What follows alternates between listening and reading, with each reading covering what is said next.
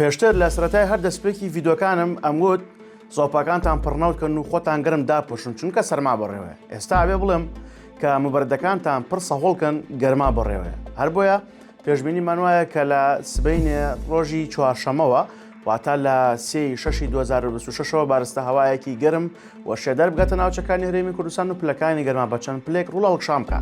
هەر بۆیە پلەکانی گەرما کە بەرزە بێت و هەست بە گەرمایەکی زیاتر بێزارکەرەکرێت بە تایبەتیش لە ناوچەکانی گەرمیان و بەشی باشووری گەرمیان کە پێشبینی ئەکرێت زیاتر لە 40 پلە تۆمار بکرێت لەم ناوچانە.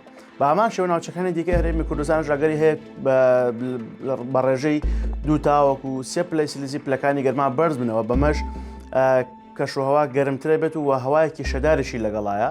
ئەماوە کات زیاتر هەست بەو گەرما شێدارێ بکەن کە ئاگاتە ناوچەکانی هەرێمی کوردستان. هاوکات ئەم گەرمایی کە دێتە هەرێمی کوردستان تاوەکو کۆتایی هەفتە تاوەکو سەرەتای هەفتەی داهاتوو بەردەوامە.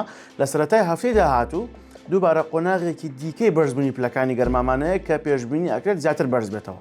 ئەمان لە کاتی نزیکبوون و جێگیربوونی زیاتر باسیەکەم. هەر بۆیە سبەینە بۆ شێوازە بێ کەشوهەوا زیاتر گەرمە بێ و خۆدانە پەرتیشکی خۆر بە گونجاوی نازانم بە تایبەتی لە گەرمیان لە کاتژمێر 11 هەتاکو کاتژمێر 3 پاش نیوەڕۆ چونکە ئەو خۆرە کە دێت کە بەرزەوێکەوێت تینێکی گەرمی هەیە تیشکێکی زۆر گەرمە بۆیە لە ماڵەوە بن لەو کاتانەدا و سبەینێ خێرایی با لە ناوچە شاخایەکان چالاکە هەروەها ئەگەری دروستبوونی کەشێکی ناسەقامگیریشەیە واتە لەگەڵ بەرزبوونی پلەکانی گەرمە ئەو هەوا شێدارەش کەریت لە ناوچە شاخایەکانی پارێزگای دووهۆک و ئیدارەی سەربەخۆی سۆران و دەڤەری باڵەکایەتی بۆ ماوەکی کورت لە نێوان کاتژمێر 2 هەتا کاتژمێر 5 پاش نیوەڕۆ ئەگەری بڕێک باران و هەورەبرووسکەی کەمی بەهاری هەیە واتە کورتخایەنە هەر زوش کۆتایی پێدێت و تەنها ناوچە شاخایەکانیش ئەگەری هەیە تاواباران هەورەبرووسکە بیگرێتەوە لەگەڵ ئەو ناوچە و شوێنانەی کە ئەکەونە دامێنی چیاکانەوە لەو ناوچەنی کە ئاماژەم پێکرده بوو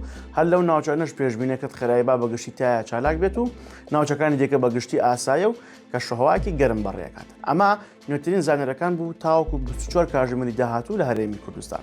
والله ئەعلەم هەر شاد بن.